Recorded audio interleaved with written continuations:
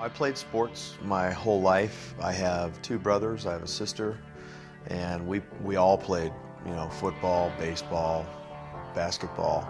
We grew up in a conservative blue-collar home, Southern California.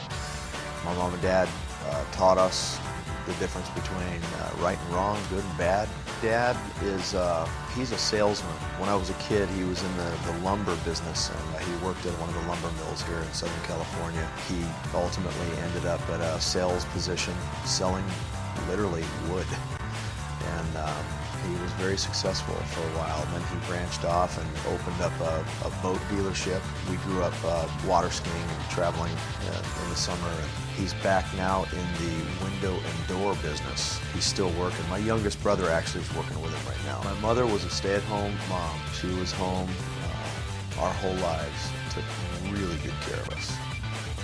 We all loved each other. We were really tight, really close, and to this day, my whole family is very, very close. Right after high school, I went right into different jobs. Bartending, I was a bouncer in nightclubs, and then I got into competitive bodybuilding in the mid-'80s. Through competitive bodybuilding and co-owning a Gold's Gym in the San Fernando Valley here in Southern California, I was approached by a guy named Rick Bassman. He's still around, still involved with wrestling to this day, but he came in with three pretty big guys. I mean, big guys. And he wanted to recruit a fourth guy to make a power team. That was actually the name of this group that he wanted to start, Power Team USA. And these guys came in and tried to recruit for about 3 or 4 weeks with no luck, and finally Rick Bassman approached me and said, "What about you?" And I said, no, I had no desire to get into pro wrestling. It did not interest me at all. Hulk Hogan, I think, was the only wrestler that I knew of. And through the Rocky movie that he did, and plus he would come in and work out in my gym. But anyway, no interest, but he just kind of, he was persistent. He kept on asking me, and then he finally talked me into going to a wrestling event at the sports arena in LA. And I saw Hulk Hogan, I saw Big John Studd, Andre the Giant, the Iron Sheik, the British Bulldogs. I mean, all these guys. And it was sold out, completely packed out to the brim. Wrestling fans were going nuts. And I said, man, you know, this could be big. And so I said, yeah, let's try this out. This jacket right here, this was the first jacket I ever had made. Early Sting career right here. Colors, you know, but pretty basic. I like that jacket. This one was pretty cool. In the early years, we starved. There wasn't a lot of money out there to be made. At least we weren't making it if it was out there. I started, by the way, with a guy named Jim Hellwig, who later became the Ultimate Warrior. We started out in a small promotion in the South, Jerry Jarrett's promotion. Jim and I sent out press kits all over the world, as a matter of fact, even to Japan.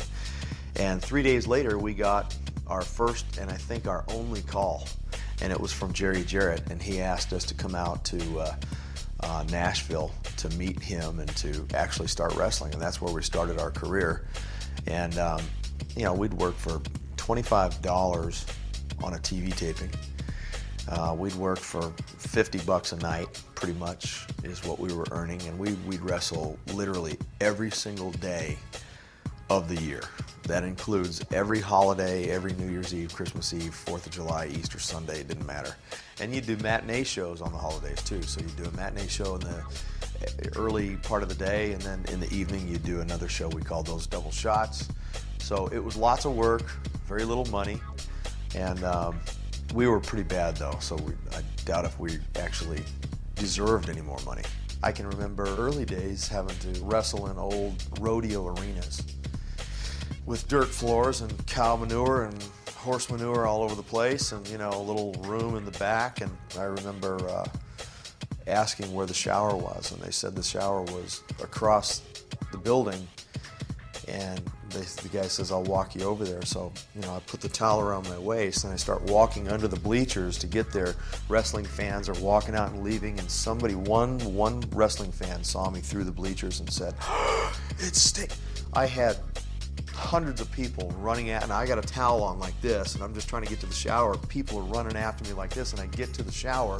It's one booth with a door, and the doorknob is missing, so you got a hole through the door like this.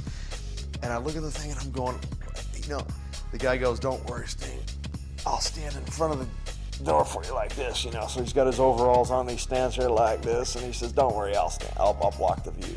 Slept in my car, slept in my 83 T-Bird. That was my address on a few different occasions.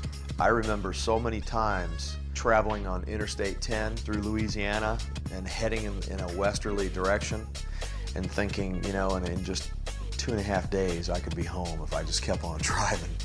And I was really close on a few different occasions because, you know, just making no money. I was going into debt. I owed people money, and I wasn't pulling myself out of it. I was just getting deeper and deeper and deeper in debt. I had borrowed money from my fiance, and it was getting pretty bad. And she was with me on a couple of those trips when we were in the car, and I thought, you know, let's just keep on going. Let's just get out of here, you know. Plus, you take into consideration that, you know, I grew up here in Southern California and I went out to the South. It was like a cultural shock for me almost being out there. So, pretty tough times in the beginning. This one right here, the red, white, and blue. I wore this against Ric Flair the very first time I won the world title. It was the Great American Bash, Baltimore, Maryland. Wore that against Ric Flair. And it, you know, I'm looking at it now thinking it looks like a little kid's jacket almost. But you know, in those days we used to, or I wanted my jackets real short. I wanted them to fit real tight, real snug. And that's just the look that we had then. I was with WCW from the early days, and all of the guys that were there when I first started just sort of left, and some of them went to the WWF at the time, and others just, you know, dropped off and disappeared. We went through some pretty thin years, and ratings were so-so. As a company, we were in the red every year. Good thing we had somebody like Ted Turner, who every couple of years or so, he'd come and say hello to all the wrestlers, and he'd say, yeah, you know what, we're in the red every year, and I got all those suits and ties up there that they'd love to get rid of wrestling, but you know what, I love you guys, and as long as I'm here, I'm going to keep wrestling, and I've got deep pockets, so you just keep on doing what you're doing, you know. So he gave us an opportunity to finally get to that level where, you know, suddenly we had this Monday Nitro show. And instead of being the second-class citizen that we were for so many years, we suddenly became first-class citizens. And, you know, I could give you several examples on, you know, what that was like, being the second-class citizen, you know, everywhere you go, and, you know, people would say, oh, you're a WWF wrestler, huh? No, I'm WCW, you know. Or you'd go to the big NAPTI convention, and I remember one time going to a NAPTI convention in Dallas, Texas, and the car came to pick me up at my hotel in Dallas to take me to the convention, and it was a young kid in a subcompact car. I had my wife with me, and I'm all painted up, dressed up in my gear, and we pull up in front of the NAPTI convention in the convention center in Dallas, Texas, and we go up in the main entrance, up the elevators with all these other people. I got a bag on my shoulder. People are staring at me like, who's this guy with the blonde flat top haircut and the bright colors on and the painted face? And as we walk up the escalator and make our way inside the convention center, I hear Mean Gene Okerlund's voice saying, you're gonna see Hulkamania like you've never seen him before, you know. And they have WWF has a whole ring set up in there. Hulk Hogan is there. A few of the other big stars of the WWF were there at the time, and I walked up to my podium. It was a podium with a penciled in drawing of a scorpion about that big. That was our WCW example right there. So we were not even second-class citizens. So for us to finally get to that point, you know, where we were the talk of the town, was a good, really good feeling.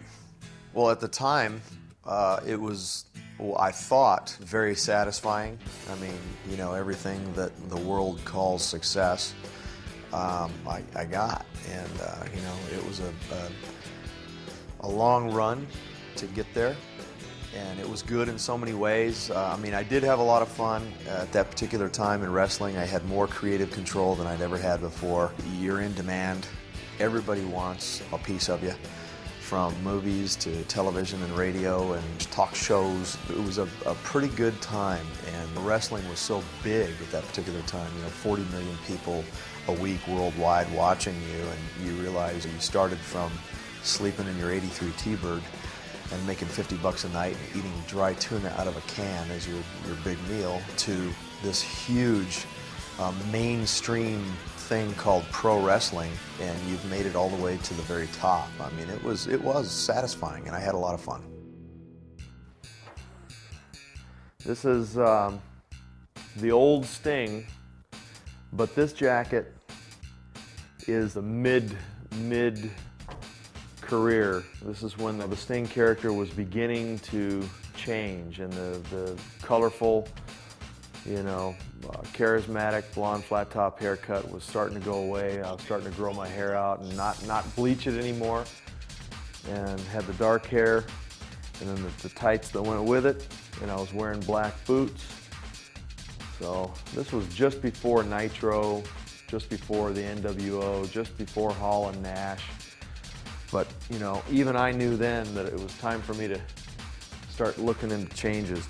It was not easy to go from the old Sting to the new Sting.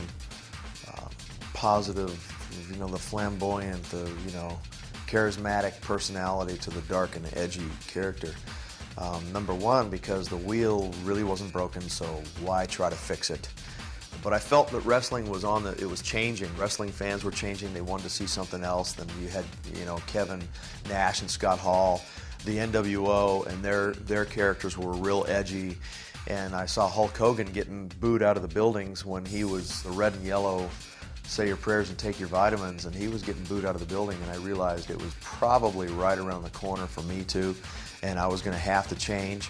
So, you know, there's all these things going on in my head, but I felt that I had to, so I did. And, you know, to be one character for all those years and then to just suddenly change, and on top of that, no talking, no interviews. There's nothing coming out of my mouth, you know. And then I'm hiding up on the rafters and I'm doing all this stuff. It's like a gamble, you know. Either people are they're gonna fart all over it, or they're gonna love it. And so it was a little scary. This is a beat-up jacket, one of the original jackets when my character changed to the dark Sting. You can see the holes in it. It's pretty shredded, but it was thrashed, you know, in the ring, you know, a bunch of different fights, beating up the bad guys, you know. Probably Kevin Nash or Scott Hall tore that thing, you know.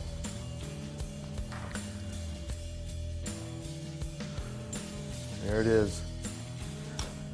How did wrestling strain my marriage? It was the schedule. Number one, it was you know, the amount of time that I was away. The first 10 years that I wrestled, I mean, we were 320, 330 days a year. I mean, like on the road. We were wrestling somewhere. Sometimes we'd be able to come back home, but you know, even if you could come back home, in those days we were driving pretty much everywhere. And, you know, you'd drive anywhere from, you know, 120 miles up to 400 miles one way every single day, including all those holidays that we talked about earlier. So, you know, when you don't see your wife, it begins to take its toll on your marriage. You know, there's no way to have any kind of relationship like that. So the schedule was number one, and then number two, not being grounded, not having any kind of ground or foundation really in my life. By the time I started to make money, gain popularity, and then especially have some kind of power within the wrestling industry, you know, I started making bad choices, so it took its toll. August of '98, I had a major change that happened in my life. I had just made a lot of bad choices, you know, with all the power, all the recognition, all the money that I had made in wrestling with my wife and 2 kids and 2 boys at home, that you know, these choices that I made were not good. And I had very severe consequences that I was dealing with because of the choices.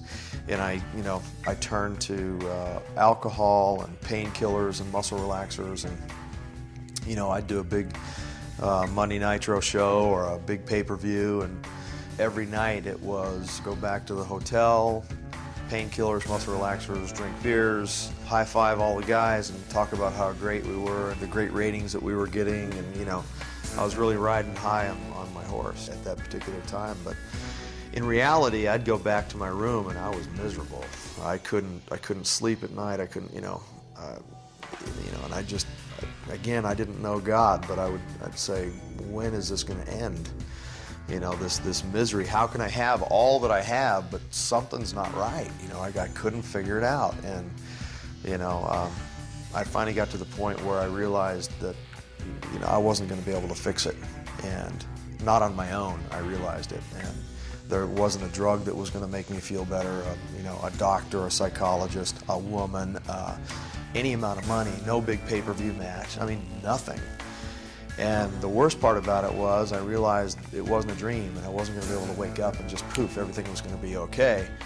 So I got to the point where I needed something supernatural to happen in my life, and I accepted Jesus Christ as my Lord and Savior in August of '98. And my brother, who's now my pastor, he kind of helped me through, you know, that process. And during that process, you know, I was confronted by my wife, and you know, about painkillers and drinking alcohol, and you know, and she was trying to say that you needed to go to drug rehab and you needed to, you know, we've got 2 boys, what's going on? You know, we had moved back here to California, back home, and you know, she said, you said that you told me that everything was going to be okay, you know, if we just went home, because we'd have the influence of your family. They were all, you know, going to church, and they all had this peace and joy about them, you know, and living paycheck to paycheck. Meanwhile, we had all this money, but we were just like, you know, I was like a time bomb ready to go off. And so she confronted me about all this stuff, and you know, she asked me pointed questions about my lifestyle, and I confessed, you know, a bunch of lousy stuff to her, and it was at that point that I accepted Jesus Christ as my Lord and Savior, because again, I needed something supernatural. I was not going to be able to fix this situation. I mean, I hurt my wife, I hurt my family pretty bad, and so my life changed from that point on. And it was a little awkward in the beginning with some of the wrestlers, because you're talking August of '98. I wrestled all the way until midway through 2001 or something like that, and some of the guys jokingly say, "Come on, Sting, let's go do this, let's go," you know. No, guys, you know, can't do that anymore. And they were totally cool with it. Most of the guys, they just shook my hand and said, "What you're doing is good, it's right." And they realized that I was still Sting, you know. It's just a certain part of my life I wasn't going to live anymore, and that hasn't changed. We're all the way to 2006 right now, and so that's what happened. I started my family before my life changed and I gave my life to God, but my eyes were opened to suddenly the responsibility.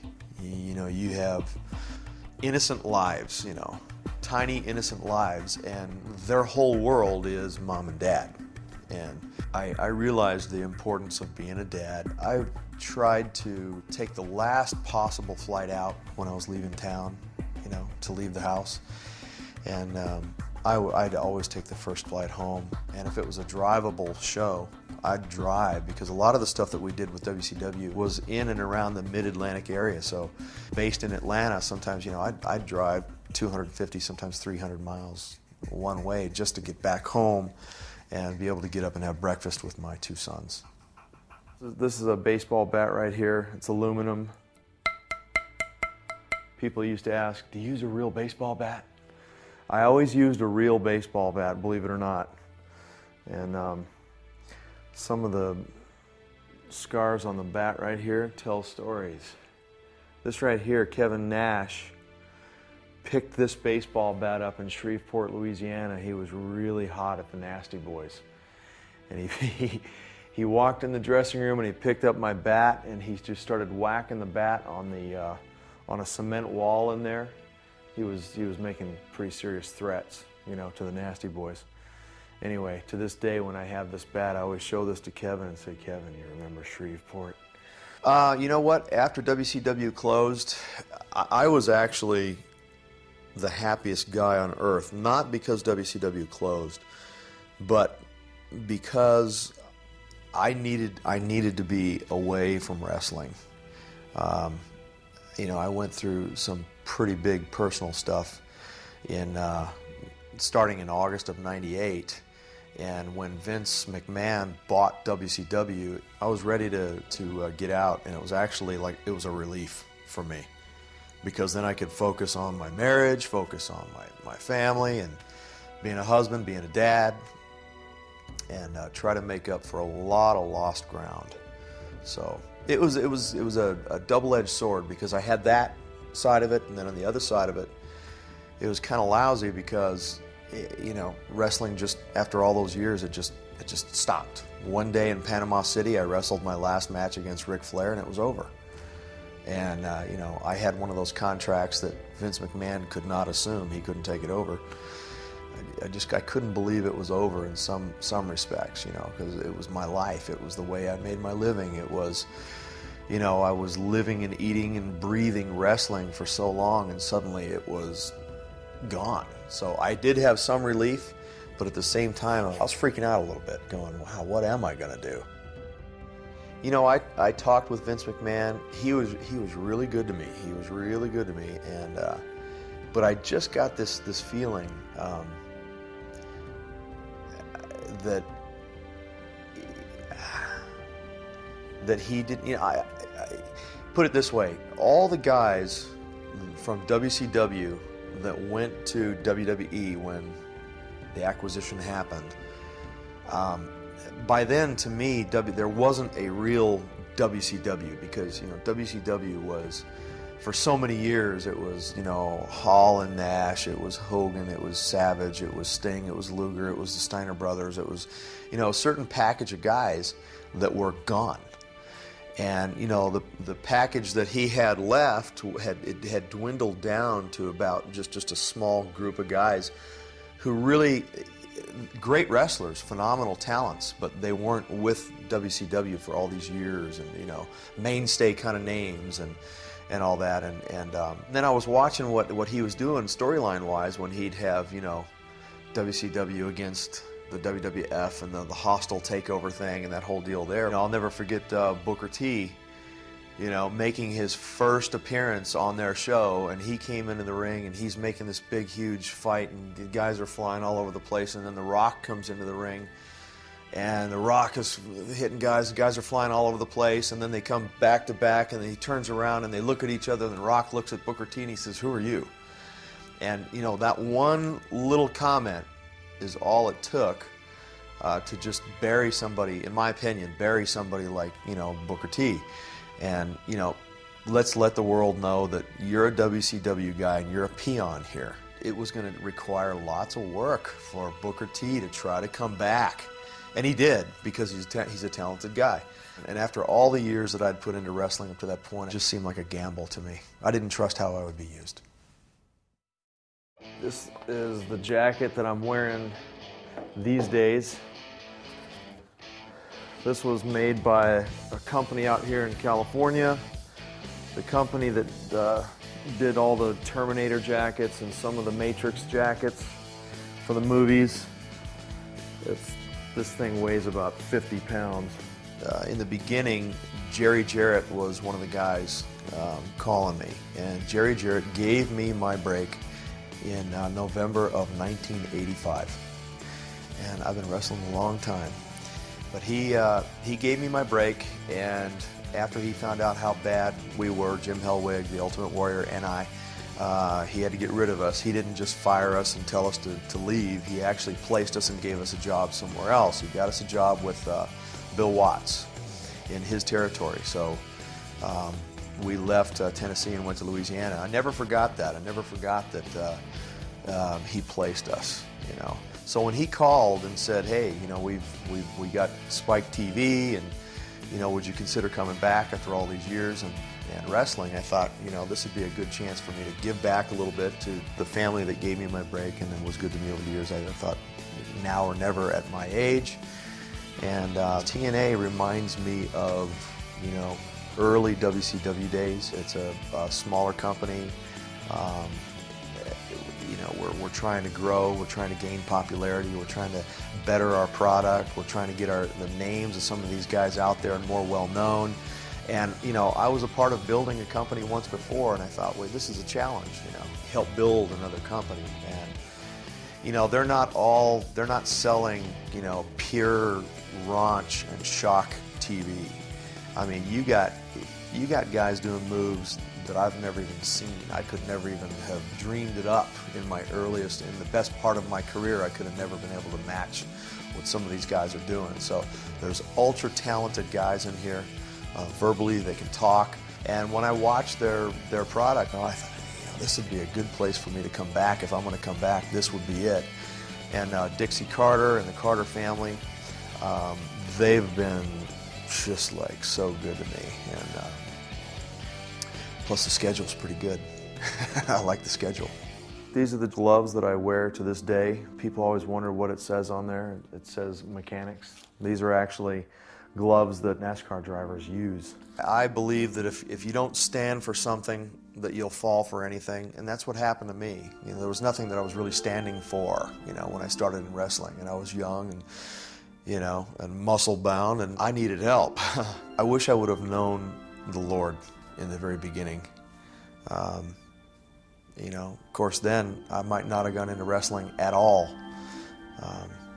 Well, I don't regret being a wrestler and you know, accomplishing all the things that I've accomplished, and even the bad choices that I made. It's made me the person that I am today, and I use that to try to help other people. I've got a piece of property that I'm slowly but surely trying to develop, not with houses or anything like that, but I put a football field on there for starters. It's a full-blown, it's a football field. My sons both play football at the high school that they go to, and the field is their school's home field. They didn't have their own field, and now they do. And they literally have scrimmaged other schools on that field. So I want to use it as a place for extreme sports, maybe for youth. My vision is to put cabins on there and have it be a youth retreat, you know, even marriage retreat, men's retreat, women's retreat, you know, something like that. Sting's future in the ring, my wave is definitely coming into shore. I can see myself possibly moving into 07 for a while, and because I'd like to see TNA just arrive at this level, you know, where you've got most of the talent under the TNA umbrella is known. TNA, I know is some kind of a threat to Vince. I'm going to do everything that I can do to enhance TNA and add to TNA and try to make TNA a mainstay name, a mainstream name in wrestling, another choice for people to go to.